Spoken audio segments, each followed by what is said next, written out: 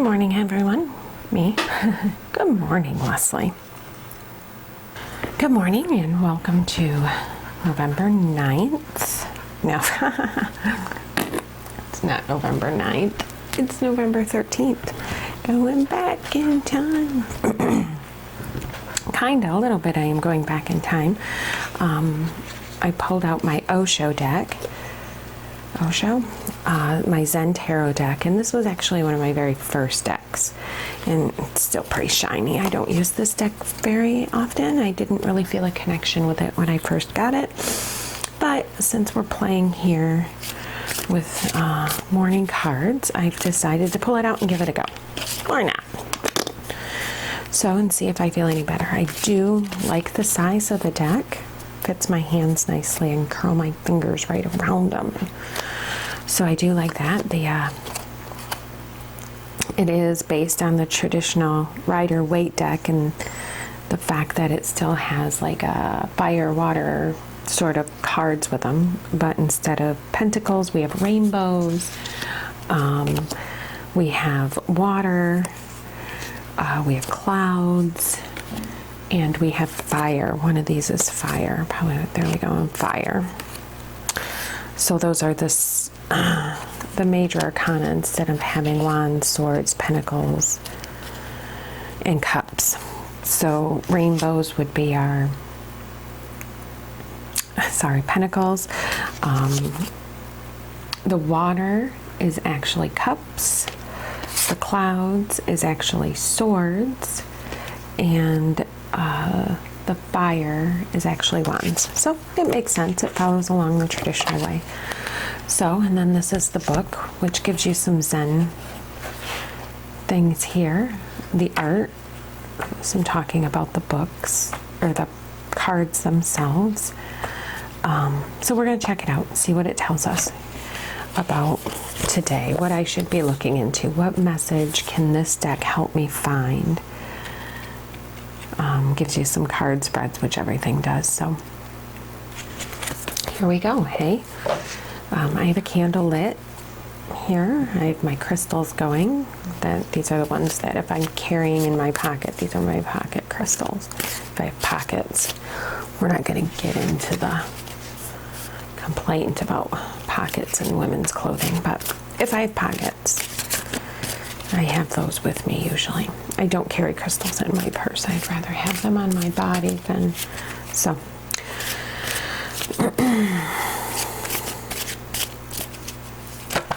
Oopsie. Yep.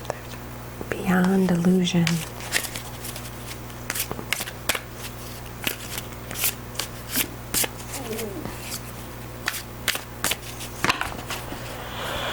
Okay, so here we go, around with a regular tarot deck of sorts. Now I still don't read reverses. I don't know why. I just don't.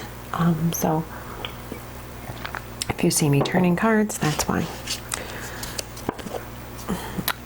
Okay, that's control, which looks to be a cloud, which would be a sword. I almost want to say it's the king, but they don't call them that. They have special symbols, so I'll have to look. Like here is a rainbow card. And this one here, I like the artwork. The lovers, which is actually by the number in the color, is part of the major arcana. So what do we have underneath? So I have two people in my life. If you go with the thoughts of the court cards being people, which would be two clouds, which would be swords. So these are the sword people, and I would almost guess the knight and the king, which are two men very much in their head. So here are our cards for today. I'm going to read our message from Osho, and what messages we get from the cards themselves that way. There's things that you can say, with the lovers, there's going to be a pairing up, and, if this is maturity, let's say that's the Queen of Rainbows, which is the Queen of Pentacles. So you can see she's developing. She's got all the earthly delights in her flowers and blooming and this eternal wheel in rainbow colors, which are your chakras and things like that. So I'll be right back with a full reading instead of just this overview, and I will let you know what I come up with.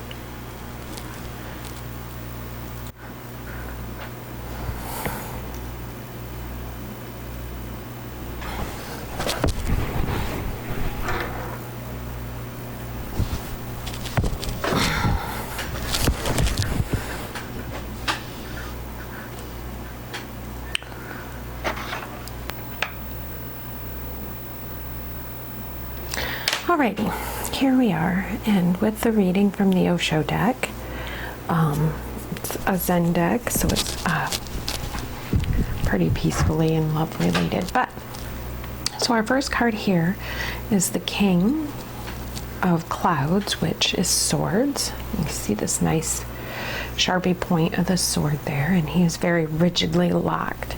He's got all the control, everything's under control, and that includes his own inner being. That he is controlling everything about him.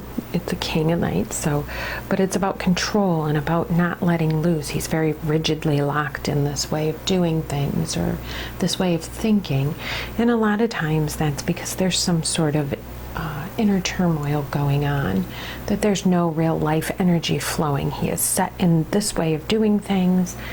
It's very much about control and very much about not connecting with people. It's avoiding encounters with real encounters with people, really connection with people because of this control. And usually it's something that's happening inside that, whether you're told that you can't ever make mistakes, were you one of those kids that everything had to be perfect, or you were told that you were great and brilliant and this is how you did it, and you're stuck there. But it's also a reminder to take a deep breath, to slow down, to loosen up, to take it easy for a minute, that mistakes are okay, that you don't have to be in control all the time. They say, the card mentioned that people in control all the time are also very nervous, that they're trying really hard to control that inner turmoil because they don't want to face it. The free-flowing people with full of life energy, tend to be a lot less nervous. So this is a reminder to come out of our head, to let loose, to take it easy, to take a deep breath and just flow with life for a minute instead of controlling it. The next card this is actually the Ace of Rainbows, so whatever I said earlier, ignore that. And this here is a card about beginning a spiritual journey. This is the full spring of your spiritual awakening, that everything is awakening within you, that there is possibilities are endless, that there is a centeredness and an expansiveness, that his life experiences has brought him to the beginning of his full opening of the journey. It was mentioned here that on that spiritual journey, that this right here is the beginning of the opening of the lotus.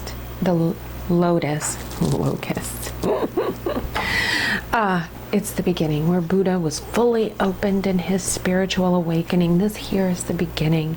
You still have a glow of protection around you, the glow of the light coming from you in a space that was dark. And it's beginning that spiritual cycle, that spiritual climb, that never-ending to spiritual enlightenment. So this is the spiritual spring. And this moment carries a gift for all of the hard work that is brought to this moment, because you aren't just born here. Your life experiences brings you to this place. So it is a maturing in this physical realm to begin that spiritual journey. And then the other one here in the reading is the Lovers, and their take on this card is really kind of nice. It talks about the different kinds of love, well, of connection between two people. And it talks about love being like a spectrum, and say it goes from the earth to the sky, to the earth being down here on the lowest form, but that physical realm of love, that tends to be sexual attraction, and it's not full love, because once you're done, it's gone. It's just a physical, that love happens in that moment, that connection happens in that physical moment. But as love matures, you start moving up, and love moves beyond the sexuality. Not that this sexual aspect isn't there any longer, but you move up to the next step of love, where, and this is where you start to honor each other as individuals, but you also start using that other person as a mirror to the own inner work that you need to do. You see the reflection, and actually it doesn't happen with just your sexual partner. I have to be honest. It's my kids that tend to be my mirror back at me. And this pure love that I have for my children, they are also an excellent mirror back to aspects that are deep within me. And so in a way that not only does my husband support my role in becoming whole, my children do also. So this isn't always just about us between two, like a man and a woman. This is relationships beyond that, and that love. And then as you raise higher and higher, once you have that love, and you start doing the work, and you add meditation to your love, you go up again into the sky of compassion, and you move forward into a higher and higher universal love for everybody. And and that's the highest, compassion really is the highest form. It's that mix of love and empathy together. It is that love and that meditation together.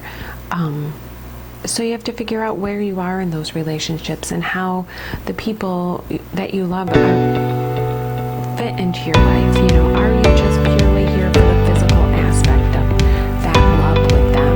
Are you here to grow together, to use each other, to support each other as you grow your love into something more than physical attraction? So that's what's so fun about this here, is it's the growth of love, from physical love to a love of honoring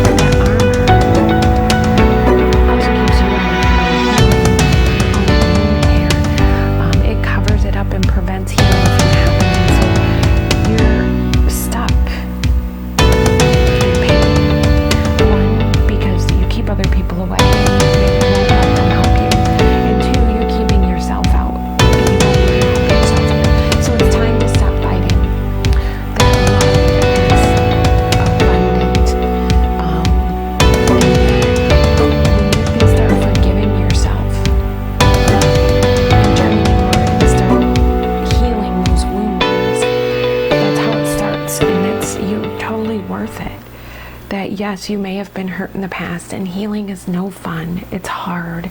There's a lot of forgiveness of self involved, of others, even if they're not part of your healing plan. So always remember that if you're fighting to keep people out, you're also keeping yourself out, which prevents you from healing. So that is my reading today. Loosen up. You're beginning your spiritual journey. That love, love, love, love, love, love, love. Can I say more about love? And that this moment is a gift.